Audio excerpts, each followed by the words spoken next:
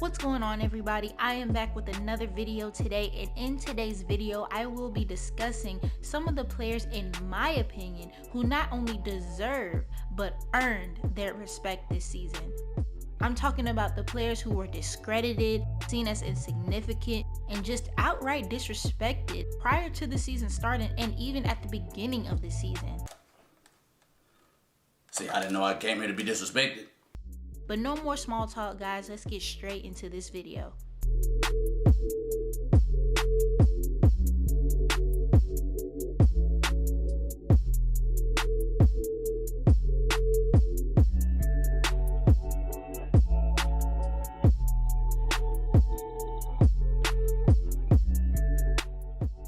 The first player I will be talking about in this video is Julius Randle.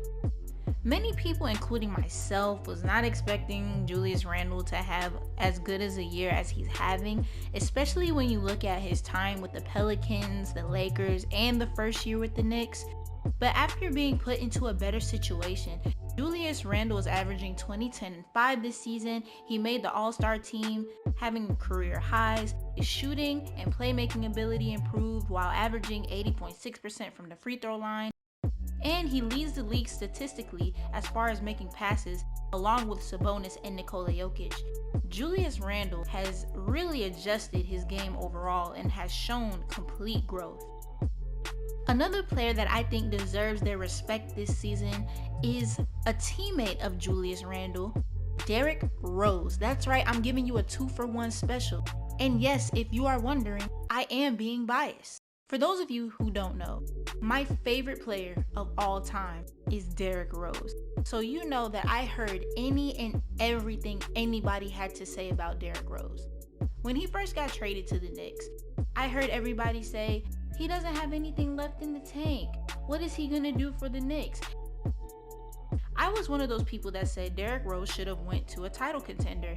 I know that's like a ring chasing mentality, but as a D Rose fan, I wanted my guy to get a ring before he hangs up the jersey, if you know what I'm saying. But Derrick Rose has proven that he has enough left in the tank, and he's been a wonderful mentor to the young players. He's averaging 14 points, 4 assists, while shooting 46.9% from the field, 39% from 3, and an 85.6% from the free throw line. Julius Randle and Derrick Rose, leading the Knicks, were able to clinch a winning record, hold the longest winning streak in 7 years, and they're on pace to make the first playoff appearance since Carmelo Anthony played for them. And I would like to remind you guys, this is a team that was known for being the laughing stock of the NBA. So please, let's give these players their respect. The next player on my list is Steph Curry. I think we all heard the narratives regarding Steph Curry at the beginning of the season. He can't carry a team. He can't win without superstars. All of his rings come from playing with superstars. But Steph Curry let us know that he is nothing to be played with. The Jordan meme, right? I take all that personally. Steph Curry said, listen, this is a different situation. However, I am still Steph Curry, and I'm still the best shooter of all time. I remember the season opener versus the Nets, where the Nets beat the Warriors 125-99, where Steph went like 7 for 21. Many people judged Steph from that game alone, but Steph Curry has tied his career high in rebounds back in his unanimous MVP year. He leads the league in three-pointers attempted and made. He is having a better season statistically than his MVP season, and he is actually leading his team to wins. As we speak, the Golden State Warriors sit at the 8th seed. And in case you haven't noticed, he is doing this with one of, if not the, worst squad in the NBA. Without Steph Curry, that team is a lottery team. And Steph is still able to score with the worst spacing in the NBA, while he's attracting more double teams as well. This team has 13 out of 15 players averaging double minutes, but only 5 of those players are averaging double points. As a matter of fact, I saw a post that said, Kelly Oubre shot so bad from 3 that if he wouldn't have attempted any threes, Golden State would jump from 19th in three-point shooting to number 4. Next up is Zach LaVine. Obviously, before the health protocol and missing time, Zach LaVine was having the best offensive year of his career, and the Bulls looked like a decent team. He's having a career high in assists, rebounds, field goal percentage, free throw percentage, and three-point percentage. His court vision has improved, and his defense has improved as well. The biggest criticism against Zach LaVine was that his play style basically led to empty stats. Many people thought that play style doesn't necessarily lead to winning, but people don't take into consideration the injuries and the protocol that occurred with the Bulls. Kobe White wasn't having the best year, Otto Porter Jr. was out, Wendell Carter Jr. was out, and Lauri Markkanen was out as well. Zach LaVine tore his ACL when he played alongside Cat and Andrew Wiggins. He wasn't supposed to be this good, but he's still showcasing the acrobatic and athletic abilities today. He's averaging 27, 5, and 5 on an excellent efficiency, shooting above 50% from the field. Period, point blank, Zach LaVine is one of the best scorers in the league.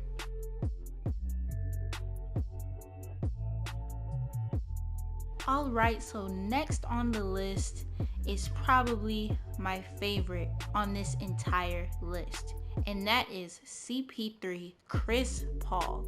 At the beginning of the season, I said that Chris Paul would make the Suns better, but I did not think they would have been the second seed in the West, let alone be able to get the first seed. I think this is a reoccurring trend with CP3. He goes to a team, and the team isn't expected to go far, or Chris Paul is seen as being on his last leg.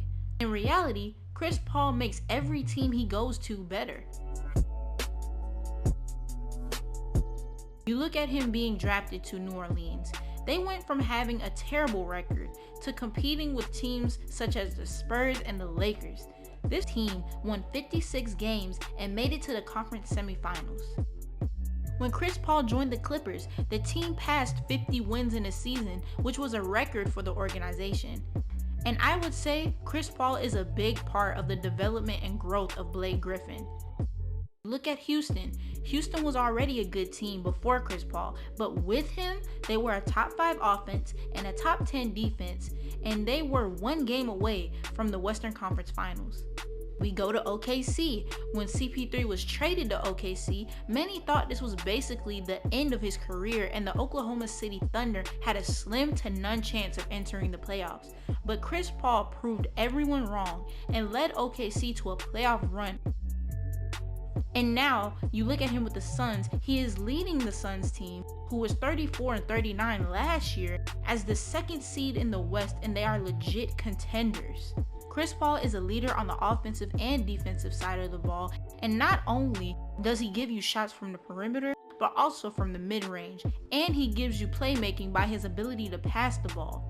Whatever you would want from a point guard is what Chris Paul will give you. It's evident that whatever team Chris Paul goes to, he makes them better, and he definitely deserves respect for not just this season, but what he has done for teams as a whole. The next player who I think deserves their respect this season is Donovan Mitchell. Prior to him missing time out due to an injury, Donovan Mitchell led the Utah Jazz to the best record in the Western Conference and the entire NBA. It's honestly funny because when you think of players in the MVP conversation, there are players who put up impressive numbers while leading their team to wins. And Donovan Mitchell was doing exactly that. His numbers might not have been as impressive as others, but my guy was averaging 28.5 points per game, 5.6 assists, 4 rebounds per game, scoring 44% from the field, 37% from 3, and 85% from the free throw line. I mean, I would say those are pretty impressive, especially over a span of 33 games. We've heard arguments about D. Mitch and his impact and whether he is the most effective player on that team, but let's just keep it real, y'all. But who does the offense go through 99% of the time? Not to mention, Donovan Mitchell took his game to a whole new level last year in the bubble. D. Mitch would have 2 50-point performances in a span of one series against the Denver Nuggets. And aside from those 50-point games, he would average 29.5 points per game, 4.9 assists, and 4.8 rebounds. Last, but certainly not least, I have Russell Westbrook. For the first month or two, Russ did not really play that well. His free throw percentage was slipping, his efficiency was off, and he just didn't seem as explosive as the Russell Westbrook we are used to seeing. This caused a lot of people to really pick apart Russ. I mean, I saw people saying he was getting old, he was losing his touch, his career was on decline, and many people even went as far just to outright call him trash.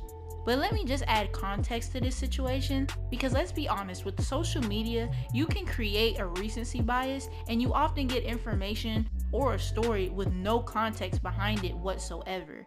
During that first month or two when Russ wasn't performing at his best, keep in mind, Russ had a quad injury, and you expect that to affect his explosiveness because, I mean, it's a quad injury. And the Wizards at the time were hit by COVID as well. But after the All-Star break, where Russ would be able to get some rest, he flipped a switch and he started to average 23.4 points, 13 assists, and 13 rebounds on way better efficiency. But then, you had your people who were still critical of Russ, despite of the amount of work he was doing on the court. This goes back to the empty stats convo I discussed earlier on in the video with Zach LaVine. Like, honestly, what do you want a player to do when they aren't in the best of situations? It's like people know basketball is a team sport, but expect one player to make this most valiant effort, but one man can only take a team so far. When a player is not on a good team, do y'all just expect a player to stop being productive altogether?